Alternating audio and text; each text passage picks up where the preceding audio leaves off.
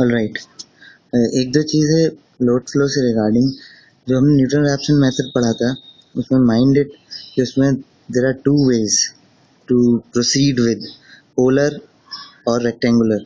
हमने जो भी पढ़ा था, जो भी कैलकुलेशंस किए थे, नॉर्मली हम जो भी न्यूमेरिकल्स करते हैं वो पोलर फॉर्म हमने देखा था न्यूटन रैप्सन का।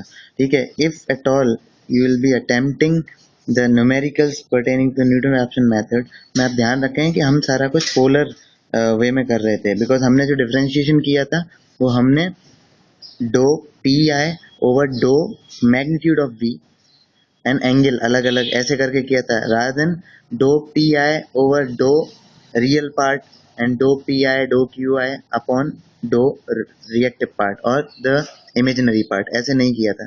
तो ये ध्यान रखना है। आंसर्स जो भी आएंगे आपके एंगल के, पावर के और वोल्टेजेस के, मेरे हिसाब से जो भी वोल्टेजेस वगैरह आते हैं उसके मैग्नीट्यूड और एंगल अलग अलग दिखाएं। कोशिश करें दोनों वे में, रेक्टेंगुलर और पोलर फॉर्म में।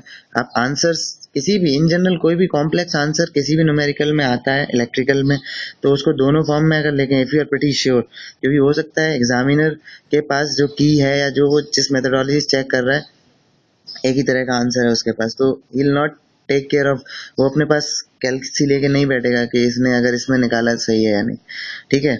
दूसरी चीज, जो भी आप इसका लोड फ्लो का फ्लो चार्ट जो भी आप तैयार कर रहे हो, वो जिस तरह से भी करना है करो। आप अपने जो भी आपके ये गोल्ड आते हैं, जो भी बुक्स आती है, कुछ भी किसी से भी करो, but keep that in a proper way. Proper box होने चाहिए, प्रॉपर जो भी आपके प्रॉपर ब्लॉक्स जो भी होते हैं एक लोड फ्लो में या फ्लो चार्ट में, जो भी ब्लॉक्स होते हैं, चेक्स होते हैं, डिसीजन ब्लॉक एंड ऑल, उनको प्रॉपर रखते हुए आप जो भी आप करना चाहते हैं, जरूरी नहीं आप you need not to stick with a particular way.